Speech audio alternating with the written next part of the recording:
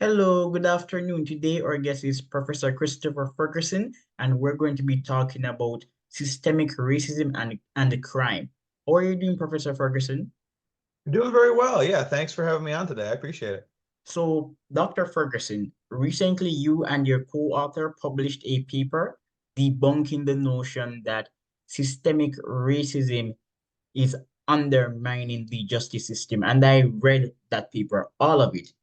This paper was published in Science Direct, and it has quite a long title, but I'm going to read it so Okay. that our listeners can go and do their own research. It is entitled Race, Crime, and Criminal Adjudication. If the US criminal justice system as biased as is often assumed, a meta-analytic review.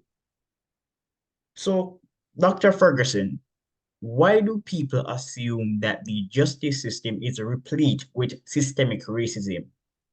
Yeah, it's a good question. I mean, there probably are a few different reasons. Some of it is historical, of course. The U.S. has a history of slavery and the Jim Crow and segregation, which historically, prior to the Civil Rights Act in the 1960s, I think it'd be reasonable to say that, people were treated differently in the criminal justice system based on their race, and then, of course, in the 1960s, we have the Civil Rights Act and, things change. Yeah, and things don't necessarily change right away. I mean, maybe still, racism hadn't become taboo overnight, and maybe some juries are still, and some judges are still racist, and such. So the question becomes, is now it's what, 60 years later, essentially, after 60 years, have we seen much progress, where people's attitudes have caught up with, the criminal justice system? And, what you tend to find is that, racism is taboo, now that, that not that there's no racist, but, generally speaking, being racist is a taboo in US society. Expressions of explicit racism are at historic lows and, and all that. So, does the criminal justice system now, reflect this? But I think there were historical reasons that, the hypothesis was a reasonable one. And like a lot of things, it's politically coded, right? So I think what has evolved, over the past decade in particular, but with some origins going back possibly even as far as the 1960s, is this became kind of a left coded belief. Progressives and liberals, tended to, endorse the idea that racism is widespread, whereas conservatives were, less convinced that racism was widespread. And so I think, academics tend to be liberals and progressives, myself included, so it's sort of, you know, acceptable to sort of express those things, and maybe less acceptable to express skepticism over systemic racism. And so I think even though the evidence for a while now has not been very good in terms of suggesting that there was a kind of systemic racism in the criminal justice system, that there was kind of like a social pressure to keep saying that anyway, and that made you, right thinking on, if you were on the political left or on the right side of history or any of these things, as we kind of think of these slogans and stuff. So I think that it was just social pressure. I mean, I don't think anybody had a bad intention or anything. I think there just was social pressure to keep saying this. And if you were, skeptical of it, then you were in denial, or maybe you even were racist, right? So that's where the social pressure comes from, is people don't want to be called racist because it's taboo. So you just kind of go along with whatever the acceptable message is to keep your job and your friends and all that kind of stuff. So Brilliant explanation. Your paper is indeed credible because you are on the left. That's what you said. yeah. Hmm. Yeah, Obama Biden voter. Yep. Yeah, exactly. So, so, so maybe the title of this video should be "Far Left Academic Denies Systemic Racism in the Justice System." Yeah. Well, yeah, I mean, I don't know if I'm far left or whatever, I don't want like communism or anything, but, Yes. I mean, I'll just be upfront. I voted for Obama twice and Joe Biden, and, Hillary Clinton, who I didn't like very much, but who I liked better than the option. No offense to your listeners who might, be Trump voters or whatever. Okay. But I mean, as scientists, right, we can have our political beliefs, but we should still be sort of open, to where the data leads us. And so my concern, in this area, and I hadn't really done much with it. I was doing a lot more research on video games and that kind of stuff up until 2020. And it really was like, the George Floyd, death and the protests and riots that resulted from it, and then all the defund the police movement and abolish the police and all that kind of stuff that like, whoa, something went off the rails here somewhere. And these are complicated, nuanced discussions, that, it certainly is fair to have different viewpoints of these things, but, I mean, especially when we're starting to get into like, the idea that like reducing funding of the police is going to help people. I mean, there's reasonable talk about reforming, certain aspects of policing, but, most of those reforms are going to require more money. If you want better trained, better qualified police officers, with more accountability, you need to pay them for that, if you want safer neighborhoods, you need more police officers, not fewer. That's pretty. That's not controversial at all. I mean, yeah. But you want good police officers, but you want as many as you can get, essentially, particularly in high crime neighborhoods. So it really seemed like opposites land, for a while there in 2020, where like smart people were just saying like clearly stupid things. And it was mostly like high income, and be frank, mostly white, people that were saying these things. Uh, Exactly. yeah, White people who don't live in inner city communities are yeah, saying that the police force should be defunded, even though polls consistently show that Black people want police present in their communities. yeah, yeah, absolutely. It's And what we depolicing leads to antisocial behavior. Yeah, absolutely. I mean, it's deterrence, right? We all know that, like, historically, well, I mean, even today, I mean, people are bad, right? For the most part, and I always tell my students this, it's kind of a pessimistic message, but if you want to get people to not do bad things, they need to be deterred, right? It's deterrence, and policing and an effective policing and an effective criminal justice system is that deterrence. If you do something bad, like whether it's murder or shoplifting, if you get caught, you get punished. If you know that, you're less likely to do it. If you know you're not going to get caught, or if you get caught, nothing happens, you don't get punished, then you're going to do that thing more, right? And that's just kind of how human behavior works. And yeah, it's what we call sometimes a luxury belief, right? When you Yes. have a belief Yeah, I that, interviewed Robert Anderson. He's oh, great. okay, yeah. Yeah, and that's exactly what it is. I mean, wealthy people, of any race can retreat to their gated communities with their private security and, congratulate themselves on being progressive and leave poor people to deal with the consequences of it, which is, pretty much what happened over the last few years. I mean, we've pretty to the extent that it even was tried, and certainly some municipalities did, basically, at least partially defund their policing. It obviously was a disaster, and even the delegitimization of policing has been a disaster for poor neighborhoods and stuff. So, even the dipping the toe in the water, even if we say wasn't a full blown, defunding of the police, even dipping the toe in the water was a horrible, horrible mistake. That resulted probably in the deaths of thousands of people that might not otherwise have died, and most of those in poor, neighborhoods. So okay, we give it a shot. I All guess right. ill-advisedly gave it a shot, and then I think we can see it doesn't work. Yes. But anyway, it's important that if people are going to make policy decisions in criminal justice, that they do so from a database perspective, and we should all be open to that, whether we're progressive, liberals, conservatives, far right, whatever the hell we're going to call ourselves. That data is good, and we should be open to what the data tell us. Dr. Ferguson, your paper examined race and class. We're going to discuss both variables, starting with race. Are Black men more likely to be punished? If yes, why is this so? Yeah. Well, what we see is, that was a common belief, right? That, Black and maybe to a lesser extent Latino men were more likely to receive harsher sentences or, less like downward departures or things like that, but just bad outcomes when they enter the criminal justice system. And what we find is good news, right? Is for most crimes that being Black or Latino does not result in harsher penalties for people that have the same criminal background. So, controlling for prior arrests and things like that, that you don't find that race contributes to violent crime sentencing or property crime sentencing or juvenile crime sentencing. There was a little bit of an effect where Black and Latino men received slightly harsher sentences or adjudications for drug crimes compared to white or Asian men. But even those effects were very, very small, much smaller than I think people might imagine.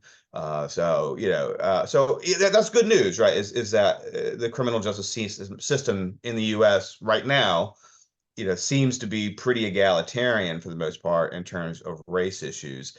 Now we might say, maybe it's too draconian altogether. Maybe too many people are getting sent to prison, but being Black or white or Asian or Latino doesn't matter in terms of that, type of decision making that is going on. So I think, it would be helpful, that we're a little bit clear about that actually, on a historical scale, the U.S. criminal justice system today, seems to be working pretty good, at least on the race issue.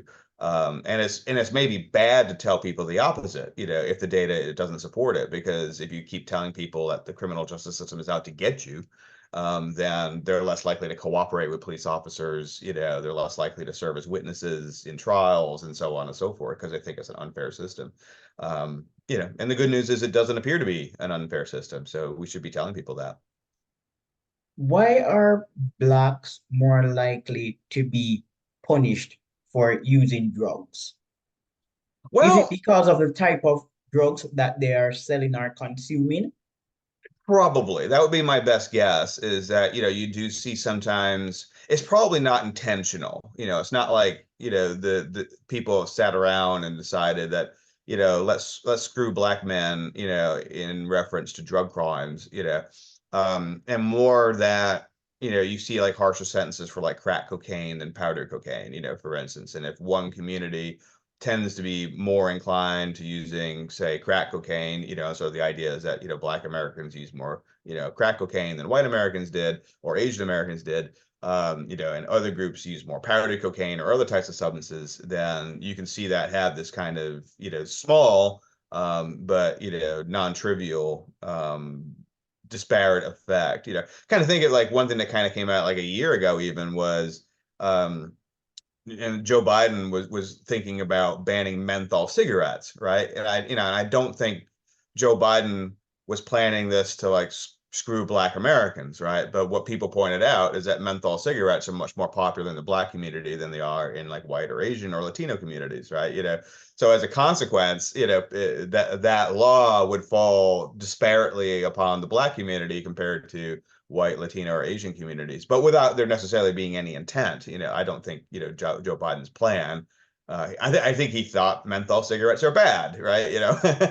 And that we, for whatever reason, we should get rid of them. I'm not either condemning or condoning that approach, but so even though the intent, was not a racist intent, sometimes it's possible for things to have a disparate impact on one community over another one if one community engages in that particular behavior more than another community does. So again, it just points out that sometimes, disparities can happen, but they aren't all explained by any kind of racist or sexist or any other, type of intent. I mean, it might be the case that that's what's going on, but there oftentimes are other explanations that are just as valid or even more valid to explain why a disparity might be occurring.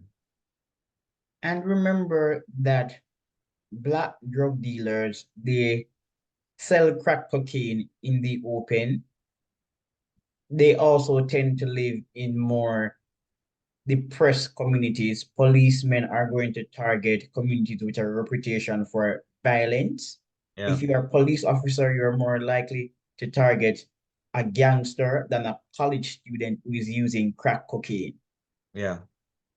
Yeah, that is absolutely true. That, in many cases, the drug crimes that are being committed may be combined with other activities that are being targeted, by police. Like you said, gangs. I mean, we have police departments that have, essentially gang squads, right? That are trying to target gangs very specifically in order to reduce their numbers, their functioning, their efficiency, so on and so forth. So oftentimes, drug crimes aren't committed in isolation of other types of felony offense. And if you have that situation where, like you said, you're just kind of like a college kid, whether you're white or black or Latino, and you're selling, some powdered cocaine on a college campus, which I'm sure happens, not on my college campus, right? I'm sure, but I'm sure it happens on some college campuses, public schools, right? That may be, the law may treat that differently than, like you said, a gang, identified gang member selling crack cocaine on the street corner, where there's high violent crime in addition to the selling of drugs. So there are a lot of contextual factors, and again, that might be just as true, for a poor white dude, selling methamphetamine, somewhere in Appalachia that is also known for being high crime. The drug squads there may come down on him just as hard, or nearly as hard, at least, as as you mentioned, like a black man selling drugs in a poor neighborhood, inner city. But there are those kind of contextual factors that do matter as well. And so again, it's a nuanced, complicated issue, right? And we need to be careful that we're considering all those nuances and complexities and not just leaping at the morally satisfying answer that makes us feel good about being, again, kind of this like on the right side of history. That oftentimes trying hard to be on the right side of history, do the opposite and actually cause a lot of damage if that's really your goal. So Exactly. And I read your article based on what you noted. Demography explains racial disparities in police abuse of citizens. So, for example, you yeah, note Hemingway, and this is Hemenway, Hemingway et al. 2020 found that data to be nuanced. yeah, White Americans, more often than Black Americans, are shot by police in rural areas, but yeah, Black Americans shot more often by police in urban areas. Urban areas tend to have high crime rates, and Blacks are the people who are producing crime in urban areas, whereas in rural America, the white criminal population could be substantially larger than the Black yeah. criminal population. So it's really about demography. Yeah. Yeah, that's absolutely true. I mean, what it comes down to is, I mean, it's kind of like, depending on your perspective, like good news for everybody in a way that, if you look at like police misconduct, whether you're talking about police shootings of unarmed suspects or, overuse of force in arrests or things like that. I mean, what you find is that, once you control for, class or socioeconomic factors, and you control for community level like mental health and things like that, that you find once again that race doesn't seem to predict um, police shootings or police misconduct, police use of force. That's really, sometimes the police do overdo it. I mean, there are, unjustified police shootings and stuff, but it doesn't appear to be racially motivated. It appears to be police officers who are going into difficult neighborhoods that they know to be high crime, and they get jumpy. And it doesn't matter if that's, a primarily black inner city, neighborhood in Chicago or a primarily white, rural neighborhood in Appalachia. Again, I keep picking on Appalachia, but it could be other places, of course. But or a Latino neighborhood, that is, also low income and high crime stuff. So, but on the other hand, I mean, one of the things that we talk about, like Black Americans make up about 13%, of the population. And and people point out, like, yes, white people are shot by police, but Black American, particularly men, are overrepresented in police shootings. So they make up about 30 some percent, 33% of victims of unarmed suspects that were shot by police. But of course, if you look at like crime disparities, you see the same numbers. So Black Americans make up 13% of the U.S. population, but they also make up something like 33 to 35% of violent criminals. So and if you look at like deaths of police officers, when police officers are shot, that again, Black American men are overrepresented as perpetrators of murder of police officers. So you kind of see these numbers all kind of match up. Murder victims. Poor Black Americans are overrepresented as murder victims. As well. And all pretty much in the same basic proportions. In terms of overrepresentation. So it's not the issue that police are like trying to. I'm not gonna say there's no racist police. Of course, there probably are. There's some racists everywhere, but in general, policing is not being directed to try to like oppress Black people. It's just responding to who's committing crimes. But on the other hand, if you look at the other way, say, well, Black American men, particularly, are overrepresented as perpetrators of violent crime.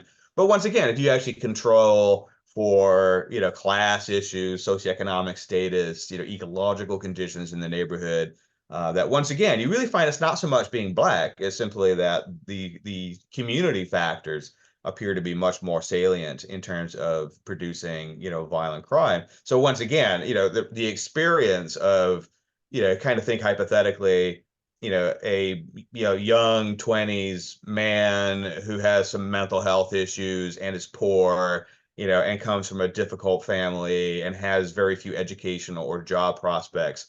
His experience both with violent crime and with the police is going to be very similar, whether he's white, Black, Latino, Asian. It's really a lot of this class stuff that matters in terms of policing outcomes and violent crime outcomes, not so much race. But so I think because of our history, in the U.S. with, and our shame over slavery and segregation, that we're really hyper focused in on race.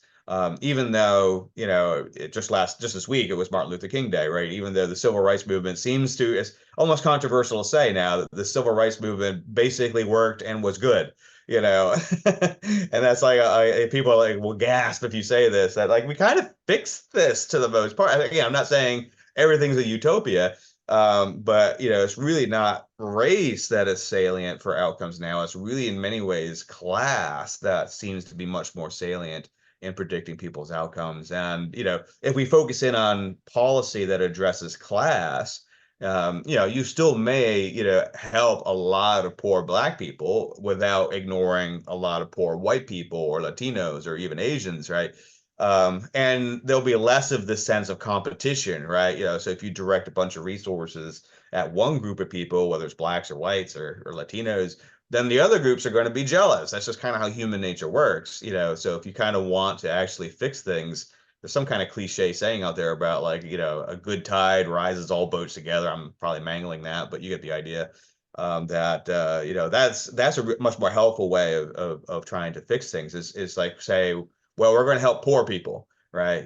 And maybe there are, proportionally more poor Black people than poor white people, but, we're going, or certainly poor Asian people, right?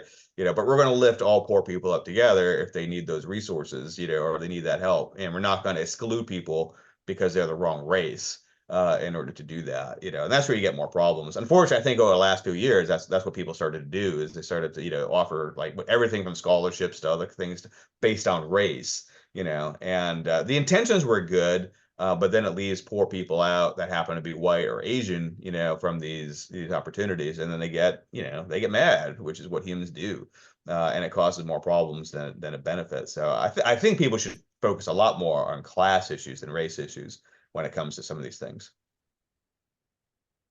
Tell us about the arrest rates of Asian Americans. It is said that they are treated favorably, or based on the data, it would appear that they are treated favorably. This is what you implied in your article.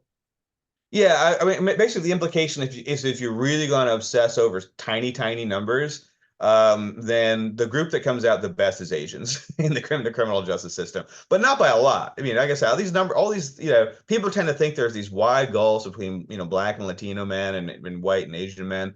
there really, really aren't, but, in terms of just the raw numbers, that if you're going to say there's any kind of favoritism, it would be towards Asian Americans, but again, not by an amount that I think anybody should worry about. It didn't meet our threshold for, evidentiary standards, put it that way. It's probably just noise a little bit in there. But, part of what happens with Asian Americans is that they, commit violent crimes disproportionately lower than their representation in the U.S. Census. I think they make up about 4 or 5% of Americans, and they make up, if I'm remembering correctly, I'm going off memory, so apologies if I get the number a little bit wrong, but I think like 1.7 or 2% of violent criminals. So they're drastically underrepresented in violent crime compared to their makeup in in the census. So you tend to see whites are a little bit underrepresented as perpetrators of violent crime. Asians are really underrepresented as perpetrators of violent crime.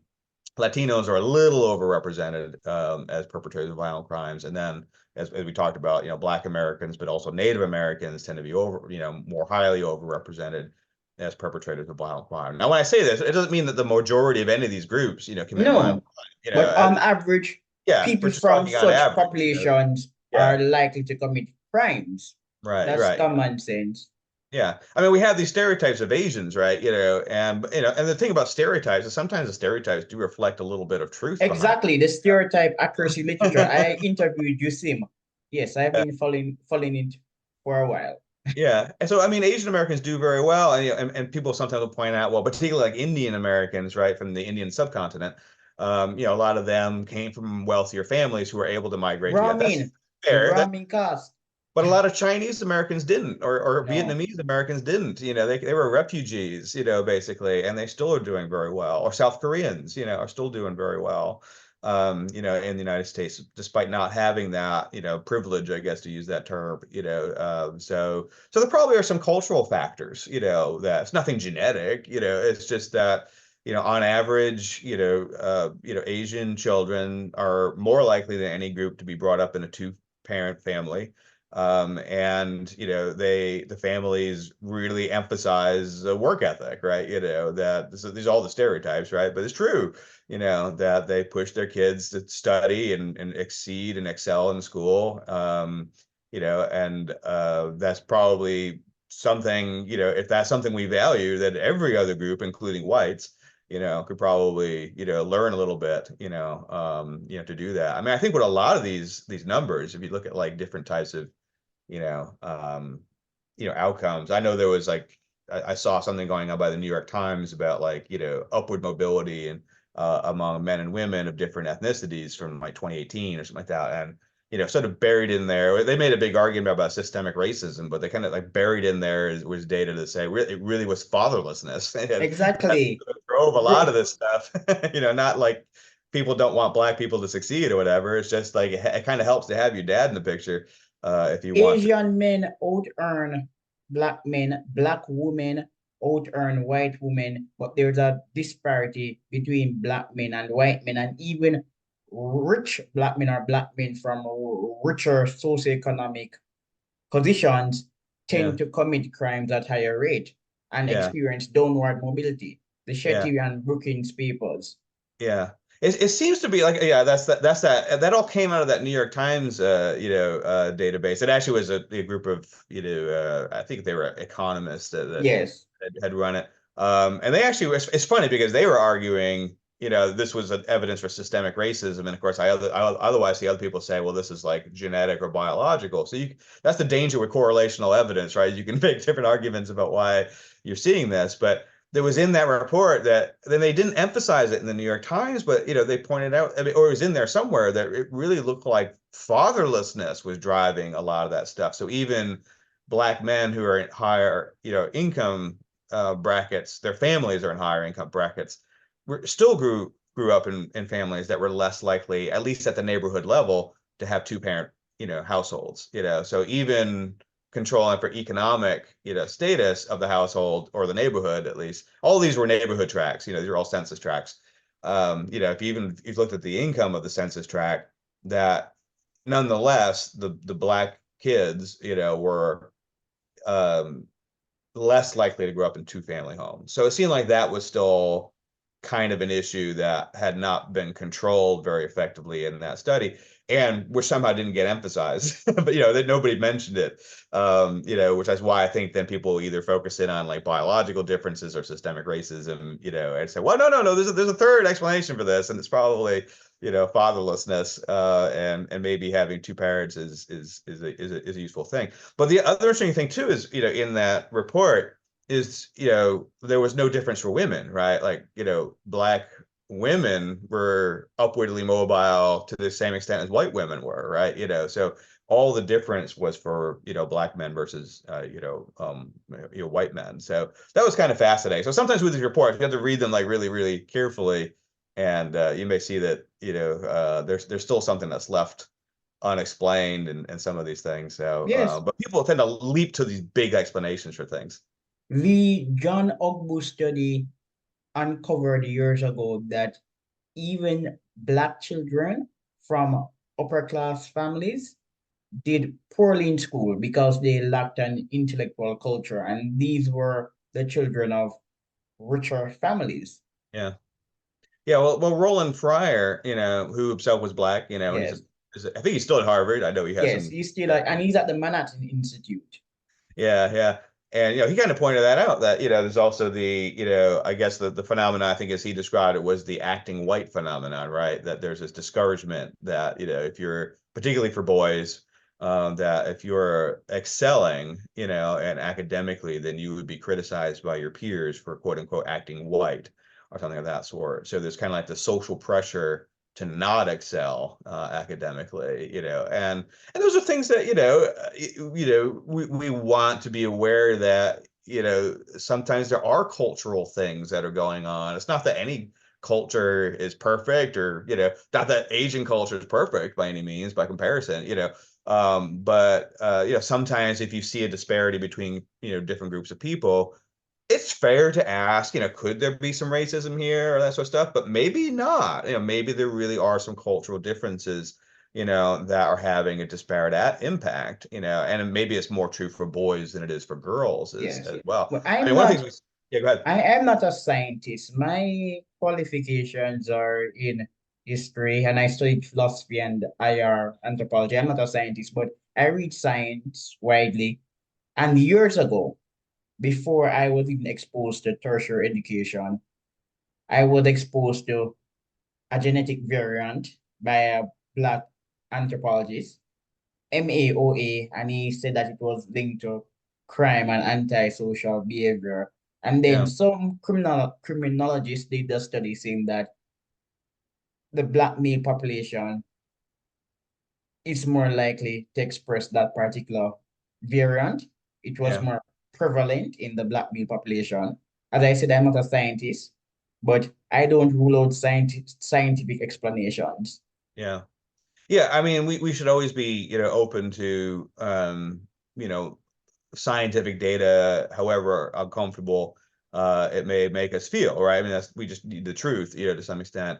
I'm not terribly familiar with. I do know the MAO inhibitor gene and all that kind of Yes, stuff, and I think it probably plays a small role, in antisocial behavior and criminal behavior. It's probably not as my read of it. I'm not a geneticist, to be upfront. My read of it is probably not as big an effect as what you might see in some newspaper headlines. So, it's always possible. I mean, population genetics is complicated, right? And that it certainly is always possible that different groups may have different, slightly different genotypes, and that can result even in slightly different behavioral outcomes. Essentially, what's happened, different groups, adapted to their own immediate yes, condition. different environmental Yeah. selection. It's It's like not necessarily good or the bad, it's Brookings Institution yeah, in 2024, January, recently wrote an article saying that incomes grew, but there is still a black-white wealth gap. And then the writers went on to argue that blacks were less likely to invest in equity. And I'm a writer and I've written on this topic before. Blacks are lower in risk tolerance, they are less individualistic, and they're less likely to invest in the stock market. So if the stock market is driving wealth disparities, Yeah. that's not linked to racism. That's a cultural issue because one group is less likely to invest in stocks because that group is lower in individualism and risk tolerance. Yeah. Yeah, I mean, I think that the most productive, for me, the most productive avenue to think about again is, like I said, there may be some cultural differences that, may be good in some ways and may be also driving some negative outcomes in other ways. And we should be, alert, to that. And that's why, my personal opinion is probably the variable that's sort of driving a lot of this is fatherlessness, which has Yes. soared, right, in the last, few decades. And in fairness, it soared almost on every ethnic group other than, maybe Asians. There's even, white and Latino families are experiencing higher fatherlessness than they did, 30, 40 years ago. So that may be driving a fair number of negative outcomes, but nonetheless, you do see, group differences, between Black and Native Americans and Latinos and whites and Asians, with Asians having the best outcome. For these things. So, but that's something that can be fixed, right? That's something that we can address with policy, and do something about and see if that helps, because that wasn't always the case historically, right? Prior to the 1960s, the Black community had high, levels of father commitment, to their children. So this is a relatively recent, phenomenon, which means that whatever happened, from the 1960s on, was some kind of cultural, or policy phenomenon, and perhaps there are ways of addressing that, with policy. But that means we have to kind of accept the idea that, no, we're all human, there's not like good people, bad people, this sort of stuff. And on the other hand, not every disparity can be explained as like systemic racism or something like that, that sometimes there really are cultural differences. We need to be honest about those. It doesn't mean that the whole culture's bad. It's just every culture does some stuff that's not so great, right? From time to time. And maybe right now in this one particular historical moment, one group, maybe could use a little assistance, in terms of adjusting some cultural practices into a more positive direction. Maybe later, down the line, it'll be different groups. Maybe Asians, will have something that they, need to change. Uh, It's not a contest. That's what I'm kind of saying. It's oh, not. I think a lot well, of it in people's minds is a contest. Like, my group's good, your group's bad, and we need to get out of that thinking and say we're all Americans, right? We're all in the rowboat together, so we need to figure out ways of lifting us all up, and helping well, it. despite bouts of imperialism and warfare in Asia, on average, Asian culture has been likely to conform to the political system. So there's actually an economics paper on Yeah. China looking at political stability in China across several centuries. And that's the conclusion. The political system in China is really resistant to change. But we're wrapping up. And before we go, 2 seconds. Is the justice system unfair to poorer people? Um, yeah, that's a great question. We certainly see harsher outcomes in policing for poor people, so that's what we seem to be, identifying more clearly. A lot of that has to do with mental health, though, too. So people with high mental health problems have more difficulty complying with police requests. So the deinstitutionalization movement in the 1950s and 60s probably was a big mistake. We probably need to, make it, for lack of a better way of putting it, make it easier to get the chronically mentally ill into long-term, asylums, essentially, and that probably would, help them a lot, and may also help with some of these other issues. And the problem with addressing class in sentencing is that not that many people have even asked that question. Surprisingly, it should be a pretty obvious question, but when we look through it, there weren't that many studies that really identify class, and those that did really did it very crudely. They were not really good analyses of class issues. My impression, we do see some effects for using private attorneys versus public defenders. Yeah, it's not huge, but it's there. Private attorneys, you have better outcomes. My suspicion is that, yeah, I mean, to some extent, if you can hire, They're more a better legal, experienced. Private attorneys, they have more experience, many of them. yeah, yeah, But absolutely. So yes, I think there are disparities there still. all right. So great. Speaking to you has been a pleasure. I really like this conversation, but unfortunately, we have to wrap up. Thanks again. Fair enough. All right. I really enjoyed it. Thanks for having me on today. Yes. All right. Take care.